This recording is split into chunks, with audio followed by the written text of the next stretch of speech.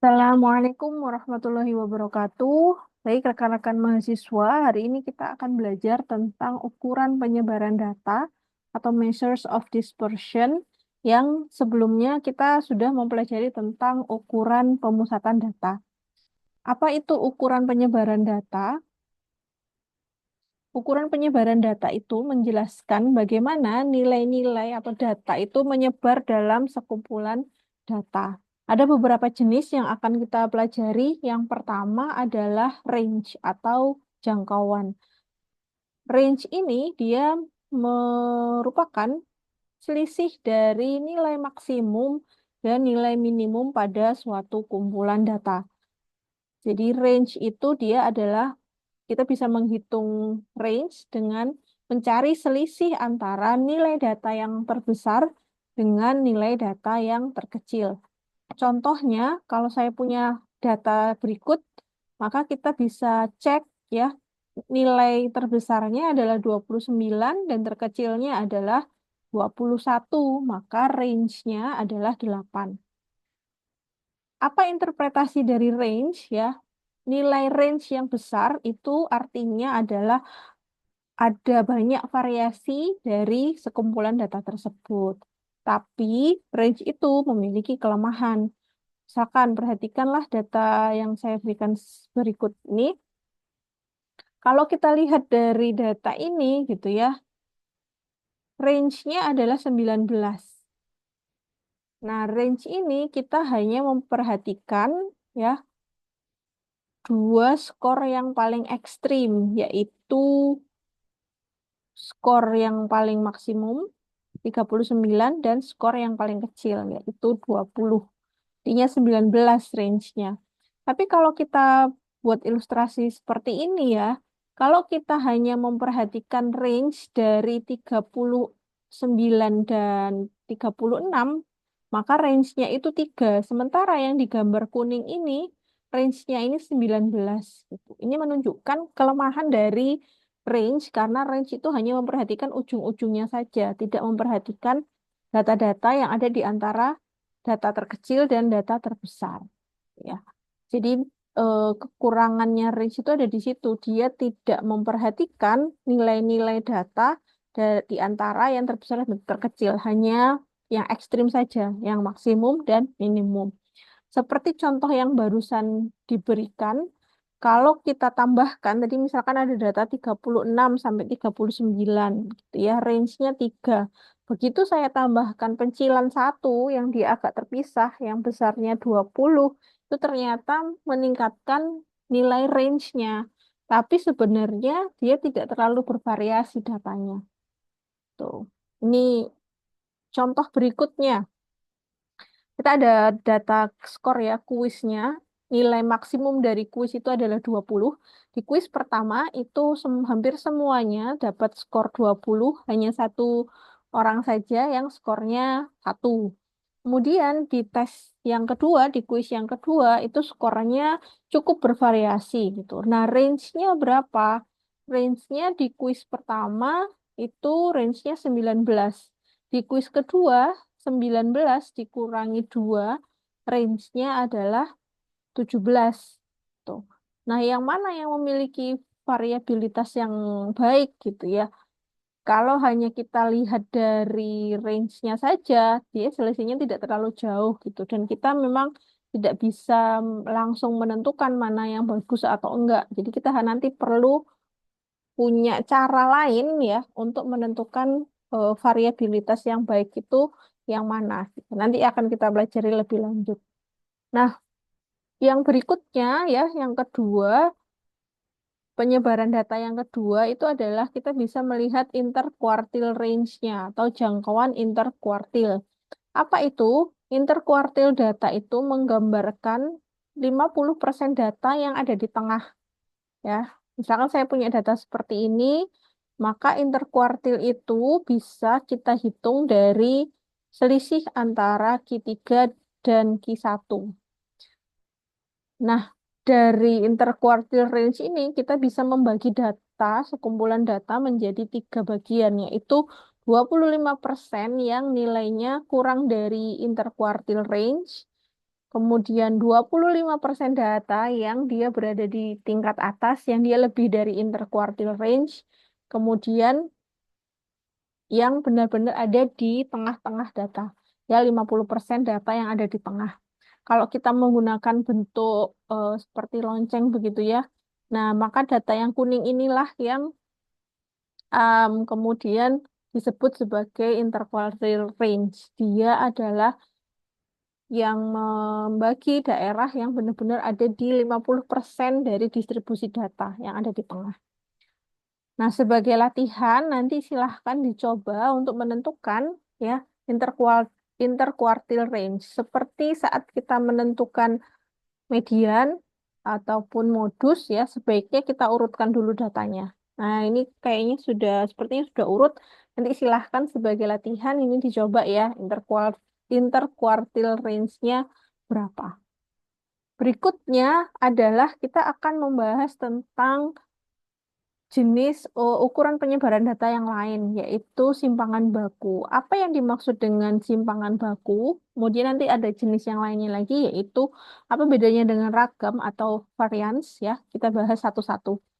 Simpangan baku itu adalah ukuran yang menunjukkan bagaimana data itu menyebar di sekitar min atau nilai rata-rata, ya.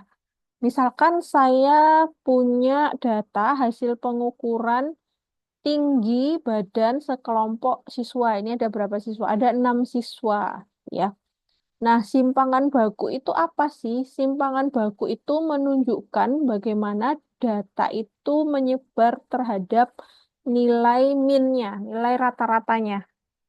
Jadi kita perlu hitung dulu nilai min dari data ini. Nah, kalau kita ingat lagi ya kemarin di ukuran pemusatan data, min didapat dari menjumlahkan tinggi badan semua siswa dan membaginya dengan banyak siswa. Anggap saja misalkan minnya itu 160 cm, gitu ya. Maka kita akan mencari tahu seberapa besar ya tinggi badan siswa itu menyimpang dari min. Jadi simpangan dari tiap-tiap data itu, atau kalau bahasa Inggrisnya seberapa how the data it deviates from the mean, gitu ya. Bagaimana suatu masing-masing data itu dia simpangannya sebesar apa dari nilai minnya. Nah, garis yang kuning itu dia menunjukkan minnya, gitu ya. Kita bisa lihat ya, misalkan ini data yang pertama, dia jarak dari minnya itu karena ini membicarakan tentang tinggi badan ya. Tinggi badan siswa pertama itu selisihnya 10 cm dari rata-rata. Siswa kedua 5 cm, kemudian siswa ketiga 15 cm, siswa keempat 5 cm, siswa kelima 15 cm, ya, kurang dari 160, kurang dari minnya. Kemudian yang siswa ke-6 itu lebih tinggi 5 cm dari minnya. Nah, siswa yang paling tinggi atau paling pendek itu menyimpang lebih besar dari min dibandingkan data yang lain. Di kasus ini itu ada dua, yang paling tinggi itu dia simpangannya 15 cm dari rata-rata. Ternyata yang paling pendek juga 15 cm gitu. Nah, pada contoh ini ya, rata-rata simpangan dari min adalah 12,5. Jadi inilah yang kemudian nanti disebut sebagai standar deviasi, atau bahasa Indonesianya yang baku itu adalah simpangan baku. Tapi karena kita melihat atau tidak melihat satu persatu ya, kita akan mencari tahu seberapa besar sih rata-rata penyimpangan semua data ya, semua siswa itu dari min. Maka itulah yang disebut eh, standar deviasi atau simpangan baku. Ya, di contoh ini ya 12,5 itu. Nah, bagaimana cara kita menghitung simpangan baku? Ya, simpangan baku itu disimbolkan dengan sigma. Ini sigma yang huruf kecil ya, huruf kecil dari simbol Yunani.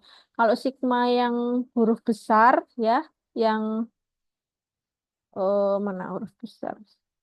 Yang huruf besar yang ini gitu ya, itu menyatakan jumlah. Tapi kalau sigma yang huruf kecil ya, ini menyatakan simpangan baku. Kemudian N di sini adalah menyatakan banyak siswa.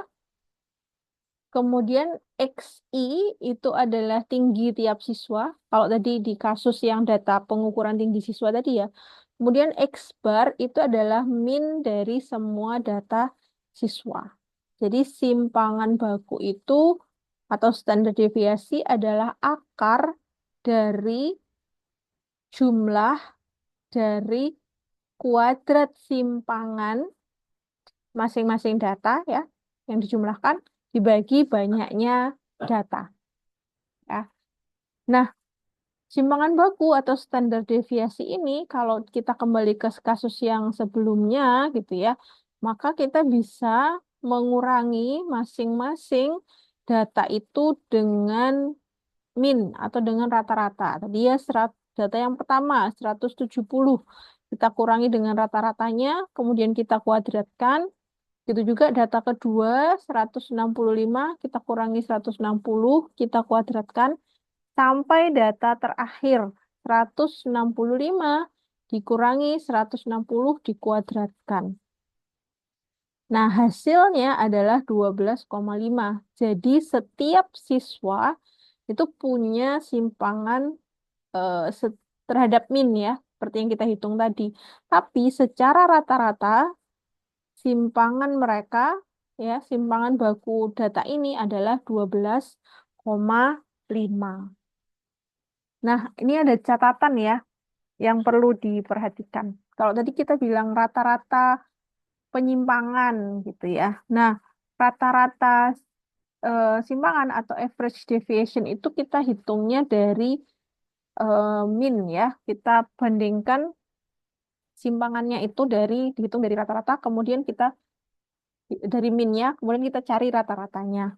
Nah, simpangan baku itu menggunakan quadratic mean gitu. Jadi sebenarnya sama saja gitu. Kalau simpangan baku itu dia tidak menggunakan arithmetic mean seperti yang cara kita menghitung min pada ukuran pemusatan data. Tapi simpangan baku itu menggunakan quadratic mean di mana kemudian nanti selisih dari jarak antara tiap data ke min ke arithmetic mean-nya itu dikuadratkan, kemudian dibagi dengan n ya, kemudian diambil nilai akarnya.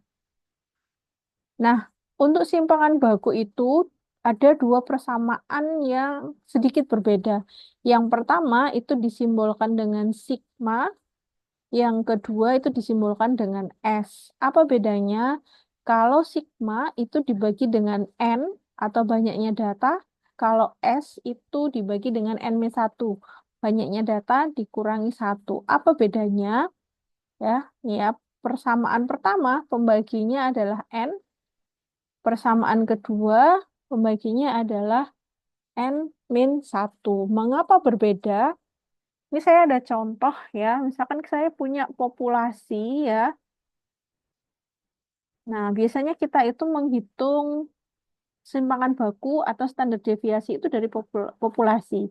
Misalkan kita mau tahu simpangan baku dari tinggi seluruh perenang profesional di Indonesia gitu. Nah, kalau kita punya semua data ya dari perenang profesional itu, maka kita bisa menghitung nilai dari simpangan bakunya secara langsung gitu ya.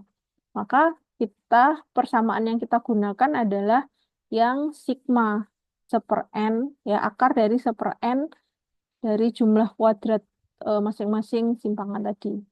Nah, kalau misalkan kita kesulitan ya untuk menghitung atau melakukan survei ke semua perenang profesional gitu ya, maka kita bisa ambil sampel dari perenang itu gitu. Tidak harus disurvei semuanya.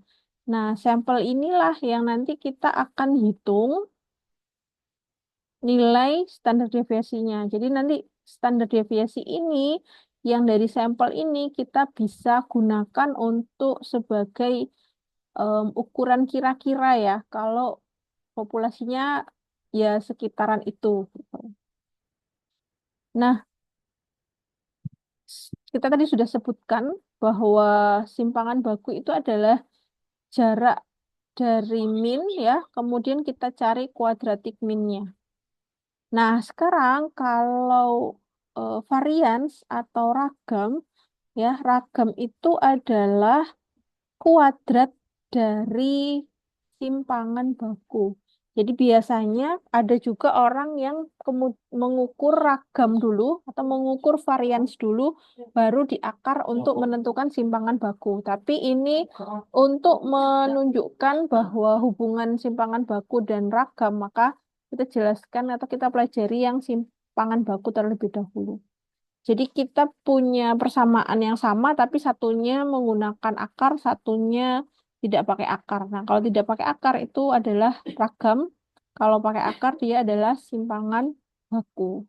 Jadi biasanya eh, agak lebih mudah kalau kita hitung variansnya dulu atau ragamnya dulu, baru kita nanti menghitung simpangan baku. Karena sebenarnya memang yang lebih bermakna itu adalah simpangan baku. Nah, sama juga kalau di kalau tadi kan sigma itu kan untuk simpangan baku yang populasi. Nah, kalau S itu kan simpangan baku untuk sampel. Begitu juga dengan ragam atau varians. Ya, simbolnya sama S dan S square. Kalau tadi ada sigma dan sigma kuadrat, kalau ini adalah S dan S kuadrat. Sama saja.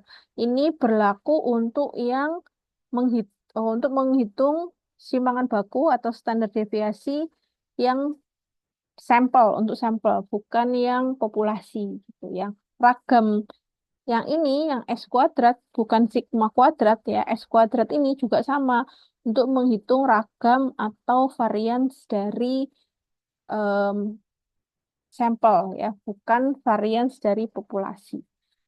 Nah, itu dulu materi kita hari ini. Sampai bertemu lagi di materi yang lainnya. Terima kasih sudah menyimak. Saya akhiri. Wassalamualaikum warahmatullahi wabarakatuh.